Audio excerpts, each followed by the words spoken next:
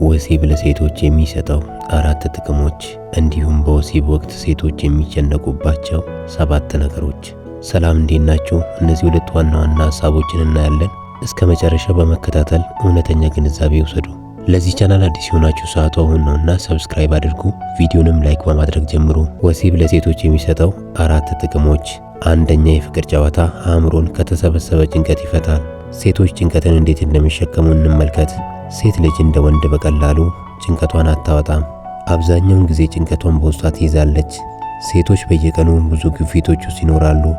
እነዚህም የቤተሰብ ግፊት፣ የሥራ ጭንቀት፣ የፋይናንስ ጫና፣ የስሜት ግርግርና ጉዳት ወይም ማንም አያስብልኝም የሚል ስሜት፣ እነዚህ ሁሉ በአእምሯ ውስጥ ይከማቻሉ። እና የፍቅር ጨዋታ ለእነዚህ ጭንቀቶቿ ምን ያደርጋል? በፍቅር ጨዋታ ጊዜ ሰውነቷ ኢንዶርፊንስ፣ ኦክሲቶክሲን፣ ዶፓሚን የሚባሉ የደስታ ኬሚካሎችን ይለቃል። እነዚህ ኬሚካሎች አእምሮዋን እንደዚህ ይላሉ፣ አሁን ደህና ነሽ፣ አደጋ የለም፣ ትችያለሽ፣ መደሰት መብትሽ ነው። እንደዚህ አይነት የደህንነት ስሜት እንዲሰማቸው ያደርጋሉ። ስለዚህ ብዙ ሴቶች ከፍቅር ጨዋታ በኋላ ልቤን ቀለለኝ፣ ነፃነት ተሰማኝ፣ ተነፈስኩ ይላሉ። ይህም የአእምሮ ፈውስ ነው። ሁለተኛ፣ የስሜት መረጋጋትን ያመጣል። አብዛኞቹ ሴቶች በስሜት የሚመሩ ናቸው። ከዚህ የተነሳ እያንዳንዱን ነገር ከስሜታቸው አንጻር ስለሚመለከቱ መረጋጋት ያቅታቸዋል። አእምሮአቸው ዘወትር እረፍት አያገኝም። ውስብስብ በሆኑ ስሜቶች ግራ ይጋባል። ስለዚህ መደበኛና ጤናማ የፍቅር ጨዋታ ሲኖራቸው ይህን ጥቅም ያገኛሉ። የተከማቸ አላስፈላጊ ስሜትን ያስወግዳል። የታመቀ ቁጣን ያስወግዳል። አእምሮን ያረጋጋል። ከፍቅር ጨዋታ በኋላ ሴት ትዕግስት ይኖራታል። ነገሮችን በትክክል ታያለች። ውሳኔዋን በማስተዋል ይሆናል። መረጋጋትን ይሰጣታል። ስሜትን በስሜት ማከም ወይም ማረጋጋት ማለት ይህ ነው። ሲጀመር ሴቶች ለፍቅር ጨዋታ ዝግጁ የሚሆኑት ስሜታቸው በጥሩ ሁኔታ ዝግጁ ሲሆን ነው። ሁሌ ግን ይህ ይሆናል ማለት አይደለም። እንደውም የተረጋጋ ስሜት እንዲኖራቸው ሲሉ የፍቅር ጨዋታን ከሚወዱት ወንድ ጋር ይጫወታሉ። ይህም የተሻለ ስሜት እንዲኖራቸው ያደርጋል። ሶስተኛ፣ በራስ መተማመንን በጣም ያሳድጋል። ሴት ራሷን ስትወድ አካሏን ትቀበላለች፣ ዋጋዋን ታውቃለች።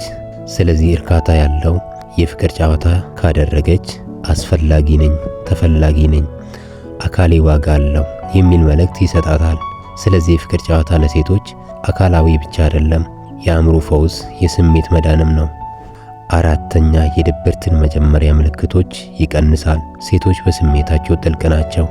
ካልተረዱ፣ ካልተከበሩ፣ ካልተወደዱ በፍጥነት ይጎዳሉ። የድብርት መጀመሪያ ምልክቶች እንዲህ ይጀምራል። ብቻዬን ነኝ፣ ማንም አያስብልኝም፣ ዋጋ የለኝም። የፍቅር ጨዋታ እነዚህ ስሜቶችን ይቀንሳል። እነዚህ 2 ኬሚካሎች አእምሮዋን ከድብርት ጨለማ ያወጣሉ። አንደኛ ሴሮቶኒን እና ሁለተኛ ዶፓሚን። እነዚህ ኬሚካሎች ደግሞ የሚመነጩት በፍቅር ጨዋታ ወቅት ነው። በአጠቃላይ የፍቅር ጨዋታ ለሴቶች የደም ግፊትን መቀነስ፣ በሽታን የመከላከል ስርዓትን ማሻሻል፣ የልብ ጤናን ማሻሻል፣ ከእነዚህ ውስጥ የልብ በሽታ አደጋን መቀነስ፣ የራስን እምነት ማሻሻል፣ የብስጭትና የአስቸጋሪነት ስሜትን መቀነስ፣ የፍቅር እንቅስቃሴን መጨመር፣ የተፈጥሮ ህመም እንዳይበረታባቸው ወይም በወር አበባ ጊዜ ህመማቸው እንዲቀንስ፣ ጥሩ እንቅልፍ እንዲያገኙ ያደርጋል። ከባል እንዲሁም ከሚስት ጋር የፍቅር ቅርርብ እንዲኖር ያደርጋል። በቀጣይ የምንመለከተው በወሲብ ወቅት ሴቶች የሚቸገሩባቸውና የሚጨነቁባቸው 7 ነገሮች። አንደኛ፣ የአካል ህመም። ብዙ ሴቶች በፍቅር ጨዋታ ወቅት ህመም ሲሰማቸው ይጨነቃሉ። ይህ ህመም ከተለያዩ ምክንያቶች ሊመጣ ይችላል። የሴትነት አካላቸው ሲደርቅ፣ በቂ ቅድመ ዝግጅት አለመኖር፣ ቀጥታ ወደ ዋናው ጨዋታ ከመግባት በፊት ያለው ንክኪ አለመኖር፣ የኢንፌክሽን ወይም የሆርሞን ለውጥ ሲኖር፣ እንዲሁም የቀድሞ የህመም ትውስታ ሲኖር የፍቅር ጨዋታን እንደ አደጋ እንጂ እንደ ደስታ አያዩትም። ሁለተኛ፣ የእርግዝና ፍርሃት። አንዳንድ ሴቶች በፍቅር ጨዋታ ወቅት ሁሌ እርግዝና እንዳይሆን ብለው ይጨነቃሉ።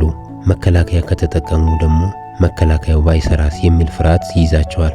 ይህ ደግሞ የእሷን ብቻ ሳይሆን በወንዱም ላይ ተጽዕኖ ያመጣል። ምክንያቱም ወንዱም መጨነቅ ይጀምራል። ለምን ከተባለ አንዳች የሚያስጨንቃት ነገር እንዳለ ካስተዋለ በፍጹም አብሯት ደስተኛ መሆን አይችልም።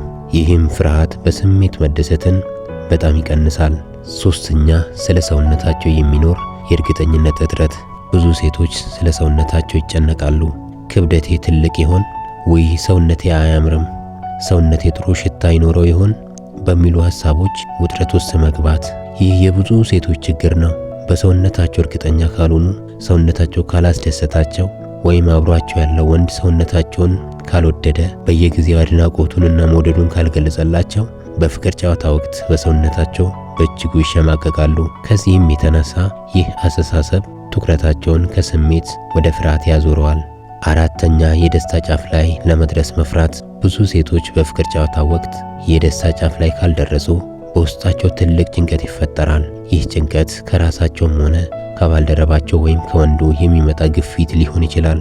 ምክንያቶቹ ሁል ጊዜ መደሰት አለብኝ የሚል አስተሳሰብና ወንዱ በፍጥነት ሲጨርስ ስለ ራሳቸው ችግር አለብኝ የሚል ጥርጣሬ መኖር። ለምሳሌ አንዲት ሴት ወንዱ በፍቅር ጨዋታ ወቅት በፍጥነት ሲደሰት፣ እሷ ግን ምንም ስሜት ካልተሰማት በቃ እኔ ችግር አለብኝ ማለት ነው። ራሴም አልተደሰትኩም፣ እሱንም አላስደሰትኩትም። የሆነ ያለብኝ ችግር አለ፣ የሆነ የጎደለኝ ነገር አለ። ለምን የደስታ ጫፍ ላይ መድረስ አቃተኝ? ለምንስ እንደጠበቅኩት ያላልተደሰትኩም? በሚል ሐሳብ ራሷን መክሰስ ትጀምራለች። በዚህም ምክንያት የውሸት እንደተደሰተች ማስመሰል፣ የፍቅር ጨዋታን እንደ ግዴታ መመልከት፣ በብስጭት ውስጥ ቶሎ መግባት፣ እነዚህ ይከተላሉ። ስለዚህ አስፈላጊ በሆነ ሁኔታ ሁሉ ከወንዱ ጋር በነፃነትና በግልጽ መነጋገር ይኖርባቸዋል። አምስተኛ መነጋገር አለመቻል። ይህ በፍቅር ጨዋታ ውስጥ ከሁሉም በጣም የተለመደ ችግር ነው። ብዙ ሴቶች በፍቅር ጨዋታ ዙሪያ ስሜታቸውን መናገር በእጅጉ ያስፈራቸዋል።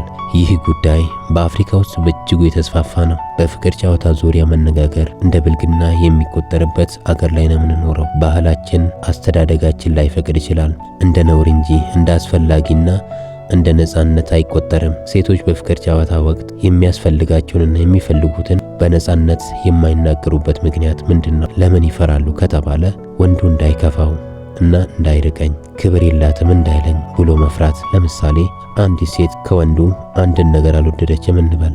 ነገር ግን ይህንን መናገር ፈራች። ይሄ ነገር አልተመቸኝም፣ ይሄ አደራረግህ አልተመቸኝም፣ ይሄ ቦታ አልተመቸኝም፣ የምታደርገው ነገር ነፃነት አልሰጠኝም፣ ደስታ አልሰጠኝም ብሎ መናገር መፍራት።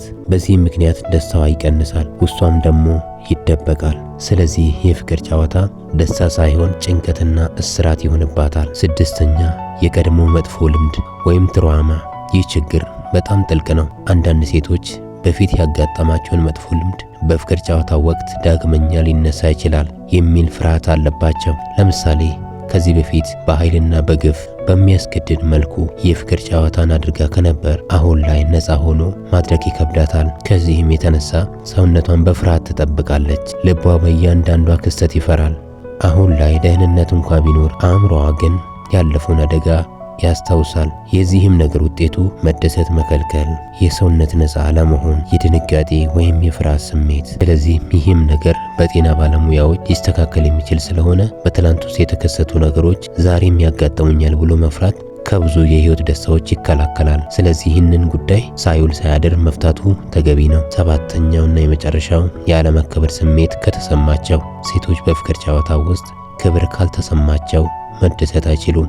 ክብር ማለት ፍቅር ብቻ ማለት አይደለም። መሰማት፣ ተቀባይነት ማጣት እና የፍላጎት አለመከበር ማለት ነው። ለምሳሌ አንዲት ሴት ዛሬ ምንም ማድረግ አልፈልግም ብላ ትናገራለች። ወንዱ ግን አንቺ ለኔ ስሜት የለሽም፣ ዝቅተኛ ስሜት ያለች ሴት ነሽ፣ መደሰትም ማስደሰትም የምትሺ አይመስለኝም እያለ ጫናና ግፊት የሚያደርስባት ከሆነ እንዳልተከበረች ይሰማታል። በዚህም ምክንያት በመካከላቸው የፍቅር መቀነስ፣ የሰውነት መዝጋትና መተፋፈር፣ ነፃነት ማጣት እንዲሁም የፍቅር ጨዋታን መጥላት ይመጣል። ከዚህ ቪዲዮ ሐሳብ የተማራችሁትን ኮሜንት ላይ ጻፉልኝ። በድጋሚ ለዚህ ቻናል አዲስ የሆናችሁ ሰዓቱ አሁን ነውና ሰብስክራይብ አድርጉ፣ ቪዲዮንም ላይክ ያድርጉ።